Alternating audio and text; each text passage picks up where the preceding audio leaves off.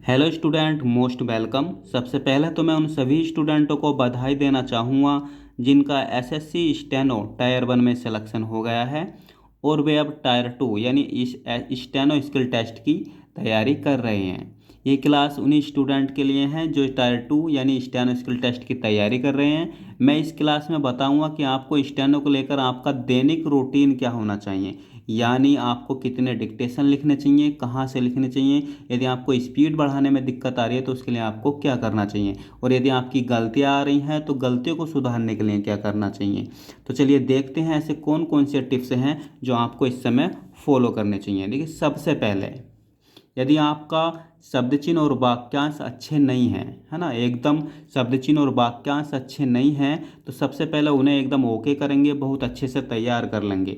वाक्यांश एक ऐसी चीज़ है जो आपकी स्पीड बढ़ाने में बहुत आपकी हेल्प करते हैं, और जब ये अच्छे हो जाएं, है ना, जब तक अच्छे नहीं हो रहे तो आप डेली उनका अभ्यास करेंगे। पहले ये दोनों चीज़ें ओके करके रखेंगे, शब्द चिन्ह और वाक्यांश, और जब अच्छे हो जाएं तो आपको 3 दिन में एक बार उनका रिवीजन करना है। यदि इस समय आपके शब्द चिन्ह और वाक्यांश अच्छे हैं तो बहुत अच्छी बात है, तो आपको 3 दिन में एक बार उनका रिवीजन करना है ना। 2 दिन छोड़ कर एक अगले दिन शब्द चिन्हों का और वाक्यांश का ठीक जरूर करना है। और क्या करना है, 10 मिनट की रोज एक टाइपिंग भी करनी है। ठीक है, जिस चीज़ की अभी आपका स्टेनो का टेस्ट होने वाला है, हिंदी का होने वाला है तो हिंदी की, और इंग्लिश का होने वाला है तो इंग्लिश की, आपको 10 मिनट की डेली टाइपिंग करनी है। ठीक है। अब रामधारी खंड 1 और 2, ठीक, दो बुक हैं। यदि आप स्टेनो कर रहे हैं तो इन्हें ज़रूर जानते होंगे, रामधारी खंड 1 को और 2 को, है ना, से कम दो दो प्रैक्टिस डिक्टेशन लिखने हैं और उनको पढ़ना है। ठीक है, रामधारी 1 से और 2 से, है ना, मोस्टली रामधारी 1 से। ठीक, जो ग्रेड डी की तैयारी कर रहे हैं मोस्टली रामधारी 1 से, 2 2 और 2 से, है ना, 2 2 प्रैक्टिस डिक्टेशन डेली लिखने हैं और उनको अच्छे से पढ़ना है। और क्या करना है, रोज 2 अनसीन डिक्टेशन, है ना। यदि आप डी के लिए तैयारी कर रहे हैं तो उसमें 800 शब्द होने चाहिए, और सी के लिए कर रहे हैं तो उसमें 1000 शब्द होने चाहिए। ठीक, और अनसीन डिक्टेशन का मतलब क्या है, जो आपने पहले कभी न तो लिखा हो और न पढ़ा हो, ऐसा डिक्टेशन होना चाहिए, है ना। लिखकर कंप्यूटर पर टाइम का ध्यान रखते हुए, यानी टाइम का भी आपको ध्यान रखना है। जैसे डी के लिए 65 मिनट मिलते हैं तो 65 मिनट में टाइप करना है। ठीक है, डिक्टेशन लिखना है अनसीन, ठीक, और फिर उसको लिखने के बाद 65 मिनट टाइम सेट करके उसे 65 मिनट में टाइप करना है। ठीक, फिर उसको टाइप करने के बाद अपनी गलतियाँ चेक करनी है कि हमने कहाँ कहाँ गलती की है और कितनी हमारी गलतियाँ आ रही हैं। फिर आगे क्या करना है, देखेंगे किस प्रकार की गलतियाँ आ रही हैं, वर्तनी से संबंधित हों, है ना, तो वर्तनी की कोई बुक से इनको सही करें। ठीक है, यदि आपकी वर्तनी की गलतियाँ अभी भी आ रही हैं तो एक वर्तनी की किताब, कोई बहुत सारी हिंदी वर्तनी की किताबें आती हैं, वहाँ से उनको ठीक कर लें। ठीक, और यदि क्रिया की गलती आ रही है, जैसे कर रहा हूँ की जगह हमने कर रही हूँ लिख दिया, है ना, और जहाँ कर रही हूँ लिखा हुआ था वहाँ कर रहा हूँ लिख दिया, या इस तरह की गलतियाँ आ रही हैं एक वचन और बहुवचन की, जैसे कर रहा है की जगह हमने कर रहे हैं लिख दिया, या कर रहे हैं की जगह कर रहा है लिख दिया। ठीक, जैसी गलतियां हों तो डिक्टेशन लिखते समय मात्राओं का प्रयोग करके इनको स्पष्ट करके लिखें, है ना। तो जब अपन डिक्टेशन लिखते हैं तो मात्राओं से इन गलतियों को, डिक्टेशन लिखते ही समय मात्राओं को अच्छे से लगाते हुए चलें। ठीक है, जैसे कर रहे हैं और कर रहा है ना, कर रहे हैं में मात्रा ला के बीच में बहुवचन बना लेंगे, और कर रहा है में कुछ नहीं, और कर रही है भी वर्ड आता है ना, क्रिया की गलती इसको कहते हैं, है ना, कर रही है। तो इन चीज़ों को मात्राओं से क्लियर करते हुए चलें जब ये डिक्टेशन लिख रहे होते हैं अपन, तो फिर आप जब उसे ट्रांसलेट करोगे तो उसमें ये गलतियाँ होने के बहुत कम चांस रहेंगे, होंगी ही नहीं। इससे आपको सब अच्छे से पढ़ पाओगे, और टाइप करोगे जब ट्रांसलेट करोगे तो उसमें समय भी कम लगेगा। ठीक है, अब बात आई अनसीन डिक्टेशन, है ना।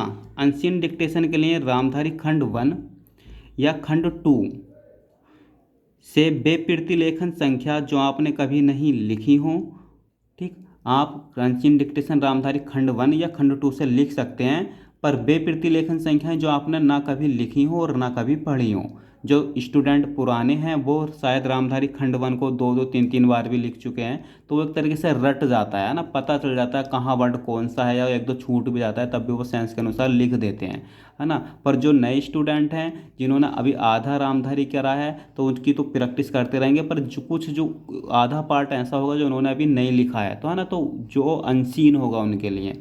और जिन्होंने लिख लिया है रामधारी 1 और 2 अच्छे से पूरा कर लिया है ना, रामधारी 1 तो 2-2 3-3 बार स्टूडेंटों ने कर लेते हैं, है ना, तो वो अलग से पत्रिकाएँ आती हैं बहुत सारी, जैसे आनंद मासिक पत्रिका है ना, या इसी प्रकार की और भी पत्रिकाएँ आती हैं, तो वहाँ से डिक्टेशन लिख सकते हैं। जो आप ध्यान रहे, जो आप कंप्यूटर पर टाइप करोगे डिक्टेशन वो अनसीन ही होना चाहिए, ठीक है। ऐसा ना हो कि आपने खंड 1 में 2-2 3-3 बार लिख लिया और फिर उसी को आप लिख के फिर कंप्यूटर पर टाइप कर रहे हो, उनकी गलतियाँ आप मिला रहे हो, है ना, तो वो तो आपके रटा हुआ है ना, वो कोई मतलब नहीं है। बस आप खंड 1 और खंड 2 से प्रैक्टिस करोगे अच्छे से, ठीक। और अनसीन डिक्टेशन आपके लिए वही होना चाहिए जो आपने कभी ना पढ़ा हो और ना कहीं से लिखा हो, ठीक। उसके लिए आप मासिक पत्रिका आती है, एक बहुत अच्छी पत्रिका है आनंद मासिक पत्रिका, ठीक है। इसके डिक्टेशन आपको बहुत सारे यूट्यूब चैनलों पर भी मिल जाएंगे। आप यूट्यूब पर सर्च करोगे आनंद मासिक पत्रिका डिक्टेशन, तो वहाँ बहुत सारे चैनल हैं ऐसे जो अवेलेबल हैं जहाँ पे ये डिक्टेशन या और भी अन्य प्रकार की पत्रिकाएँ आती हैं, है ना, तो वहाँ से आप ये या खरीद भी सकते हो, है ना, ये पत्रिका आप खरीद भी सकते हो।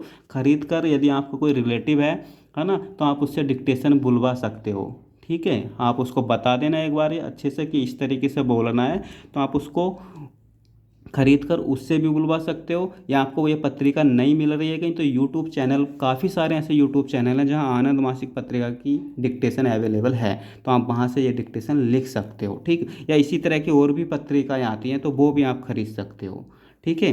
बात रही हफ्ते में एक बार, है ना, हफ्ते में एक बार निबंध या संपादकीय भी लिख सकते हो, है ना। हफ्ते में एक बार कहीं से निबंध लिख लिया या एक बार कहीं से हफ्ते में संपादकीय लिख लिया, कभी कभार, है ना। इसे इतनी भूमिका महत्व नहीं देना है निबंध को और संपादकीय को एसएससी के लिए, ये बहुत कम चांस रहते हैं इनके भूलने के, पर फिर भी आपको हफ्ते में एक बार एक निबंध भी लिखना है और एक संपादकीय भी लिखनी है, ठीक है। अब जिनके पास पत्रिकाएं नहीं हैं, ठीक, या कहीं से मिल नहीं पा रही हैं, तो वे हमारे Telegram channel short hand with Vivek से पीडीएफ ले सकते हैं, है ना। 1-2 दिन में वहाँ पर इसका पीडीएफ अवेलेबल हो जाएगा।